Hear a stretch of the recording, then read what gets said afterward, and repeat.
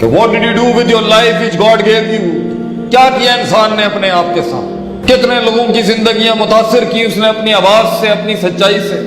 اس کے کلیجے کی کاٹ سے کتنے سینوں کے دل دھڑکنے شروع ہوئے، کتنے لوگوں میں وہ اپنا نظریہ اتار سکا۔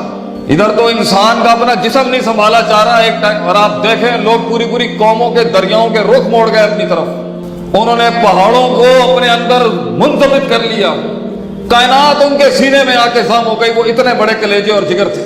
کیسے پہنچتا ہے ایک ننھا سا خلق الانسان ضعیفہ والا شخص؟ اللہ قرآن میں کہتا ہے کہ کمزور بنایا ہم نے انسان کو۔ یہ گوشت کے لوتھڑے والا دل جس نے بند ہو جانا ایک دن، کیسے پہاڑوں کی اور کوکبوں کی ان ارتفاع تک پہنچ گیا، کیسے کر جاتا ہے انسان؟ یہ ان لوگوں کی بحث رہی ہے جنہیں معاشرے کی غلط روایات کبھی روک نہ سکی۔ یہ وہ نسلیں تھیں جو بنی ہی نہیں تھی کسی پنجرے میں بند کرنے کے لیے۔ ٹیلنٹ کا تعلق کسی برادری، قبیلے، کسی ملک سے نہیں ہوتا۔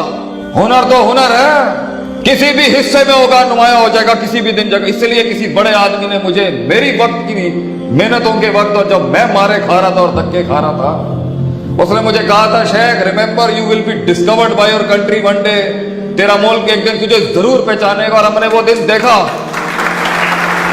کیسے ایک انسان جو بنا تھا اڑنے کے لیے کیسے لاک کرتا ہے اپنے آپ، کیسے جھوٹ بولتا ہے کہ انسان اپنے آپ سے کہ میں یہ ہوں۔ کیسے ڈیفائن کر سکتا ہے ایک آدمی اپنی لمٹ کو؟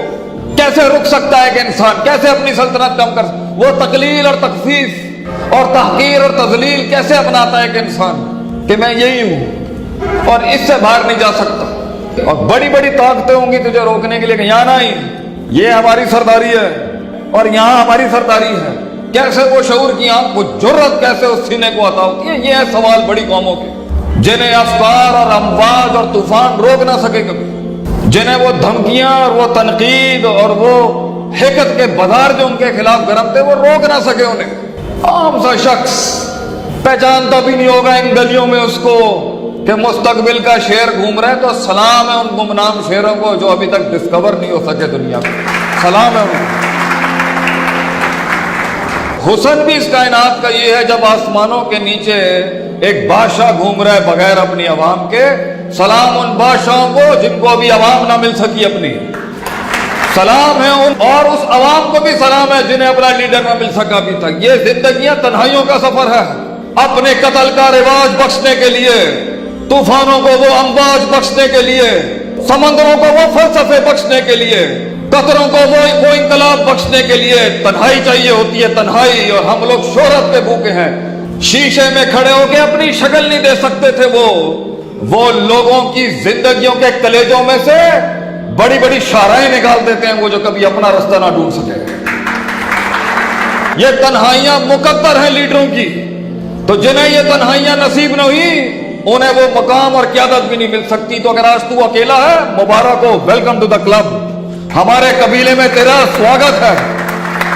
اگر آج تو تنہا ہے اور لوگ تیرا گیت نہیں سن رہے، زندگی تیرے حق میں فتویٰ نہیں دے رہی، خاندانوں کی تائید تجھے نہیں مل رہی، لوگوں کی تنقید تیرے خلاف مضبوط اور کبھی ہوئی ہے، سینہ زخمی ہے ان کے تیروں سے، محبوب چھوڑ چکے ہیں تجھے، وہ دہلی سے دھتکار چکی ہیں، اگر وہ تجھے سمجھ نہ سکے، تو انہیں سمجھا نہ سکا، وہ عشق وصال پا نہ سکا، سلام ہے تجھے ترقی کی راہ کے اوپر پہلا قدم ہی ان گمنامیوں کا تھا کہ لوگ قبول نہیں کریں گے تجھے۔ اس قیادت کے سفر کو، اس امامت کے سفر کو، اس ریاضت کے سفر کو اور اس شہادت کے سفر کو، جہاں روح خود سے ملتی ہے، پھر خود اس سے ملتا ہے، پھر انسان اپنی قوم سے ملتا ہے، پھر قافلہ جگہیں بناتا ہے اپنے، کیا منہ دے گا اپنے آپ کو کہ میں کر سکتا تھا، میں نکات پر، استنباطات پر، استقراء پر، استخراج پر، میں یہ باب استفال کے سیگوں کا ماہر بن سکتا تھا، میں تزکیے کا امام بن سکتا تھا، میں تعلیم اور حکمت کے باب گرم کر سکتا تھا، میں ان دو افراط اور تفرید کے اندر توسط کا امتزاج پیدا کر سکتا تھا، وابتغی بین ذالک سبیلا کا قیام کر سکتا تھا، میں آفتاب کو وہ روشنی دکھا سکتا تھا، مگر وہ جو کبھی اپنی آئینے پہ شکل نہ دیکھ سکتے تھے وہ لوگوں کا عکس بن گئے، ان کی ریفلیکشن بن گئے۔ کیسے ہوتا ہے یہ شروع؟